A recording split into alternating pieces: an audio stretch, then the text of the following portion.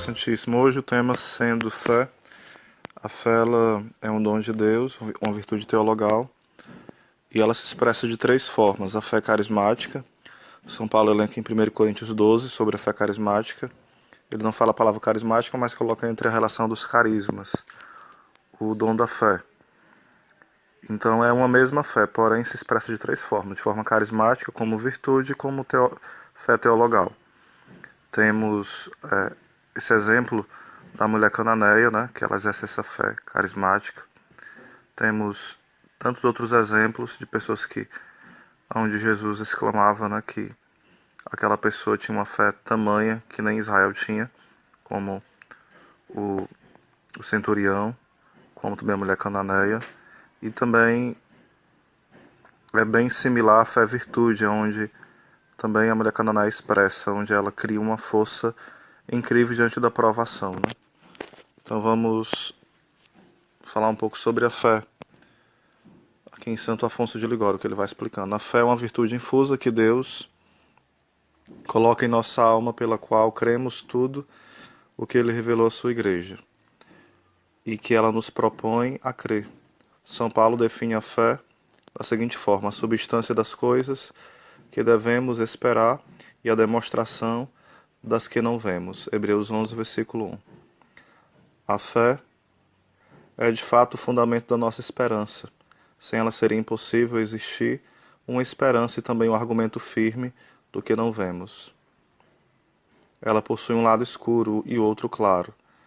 Clara ela quanto aos sinais que nos demonstram a certeza das verdades da fé. Obscura quanto às próprias verdades da fé que estão veladas aos nossos olhos. As provas da verdade de nossa fé são tão claras que, segundo as palavras de Pico de Mirandola, não é só imprudência, mas loucura não querer aceitá-las. Os vossos testemunhos, Senhor, são muito dignos de fé. Salmo 92, versículo 5. Por isso os incrédulos não têm desculpa recusando sujeitar seu entendimento ao ensinamento da fé. Quem não crê já está condenado, diz o Divino Salvador.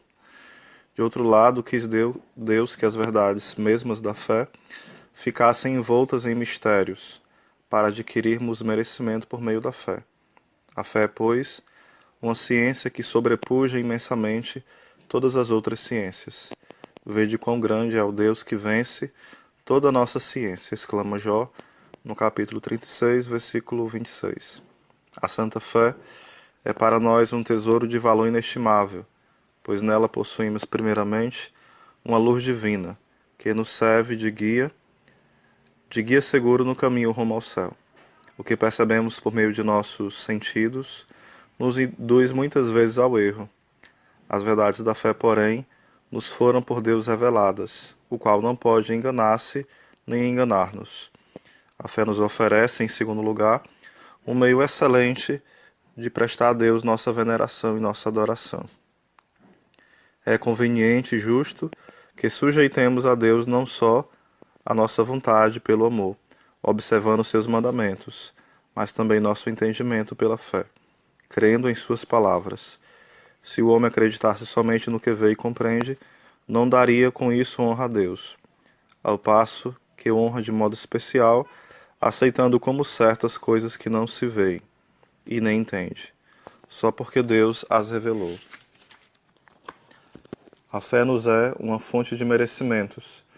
Se todas as verdades propostas à nossa fé fossem claras e evidentes, não poderíamos negar-lhes o nosso assentimento, e com isso, a aceitação dessas verdades não seria uma obra meritória, pois o mérito está justamente em anuir a doutrina proposta, não necessária, mas livremente.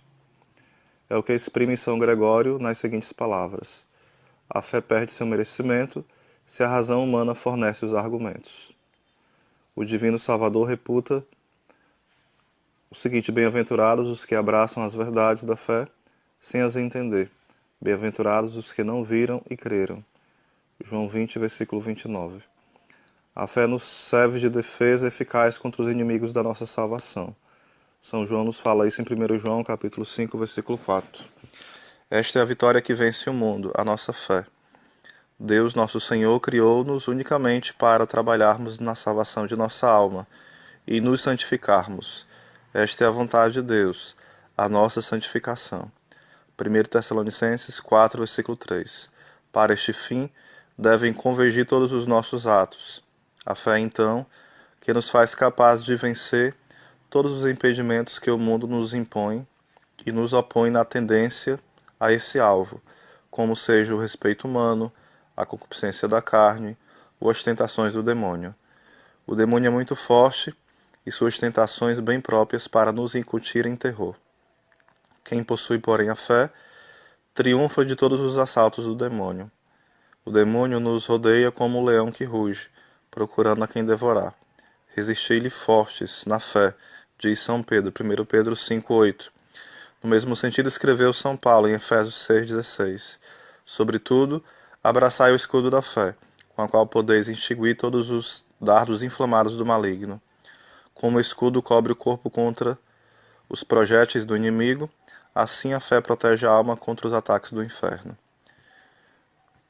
O meu justo vive pela fé, diz o Senhor, em Hebreus 11:38. Isto é, ele se conserva na vida da graça pelas máximas da fé. Tornando-se fraca a fé, também fraca se tornam as virtudes. Perdida a fé, desaparecem também as virtudes. Por isso, logo que formos acometidos por uma tentação de orgulho, ou de concupiscência, ou de qualquer outra espécie, devemos nos armar sem demora com as máximas da fé, para nos defender e voltar nossas vistas para a onipotência e onipresença de Deus, ou para as tristes consequências do pecado, ou para as contas que devemos dar no dia do juízo, ou para as penas eternas que aguardam o pecado, ou para as grandes obrigações que temos para com nosso divino Salvador. De modo especial, devemos refletir nesta grande verdade da fé, que todo aquele que refletir a Deus obterá a vitória. Eu invocarei o Senhor, louvando, e serei salvo de meus inimigos. Salmo 17, versículo 4. A fé nos conserva a paz do coração, no meio de todas as adversidades, porque nos dá a garantia de que, sofrendo com paciência as penas desta vida, alcançaremos certamente a salvação eterna. É o que leva São Pedro a dizer: se crerdes, gozarei de uma alegria inenarrável e alcançarei ao fim de vossa fé a salvação de vossas almas. 1 Pedro, capítulo 1, versículo 8. Agradecemos, portanto, do fundo de nossa alma a Deus por nos ter dado o precioso dom da santa fé. São Francisco de Sales dizia: ó meu Deus, imensamente grande são os grandes benefícios com que me cumulastes. Como, porém, poderei jamais agradecer-vos de forma suficiente por teres me iluminado com a luz da santa fé? Como poderia agradecer-lhe? E, novamente, a sublimidade de nossa fé é tão grande que desejaria de boa mente dar minha vida por ela. É o que fala São Francisco de Sales.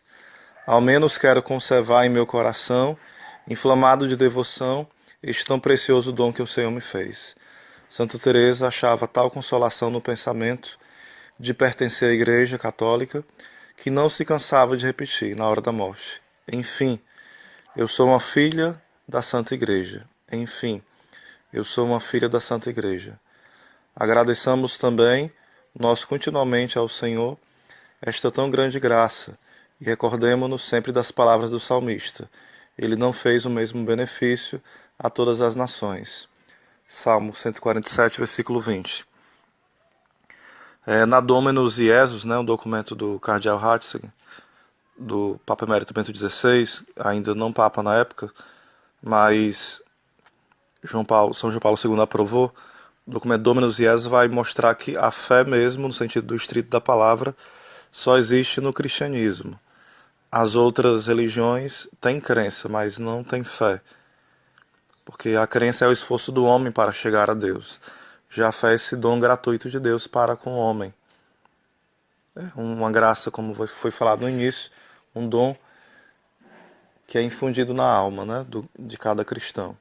Então, as outras religiões, elas têm o seu mérito, sim, porém, de forma alguma tem uma fé no sentido profundo da palavra, apenas crença.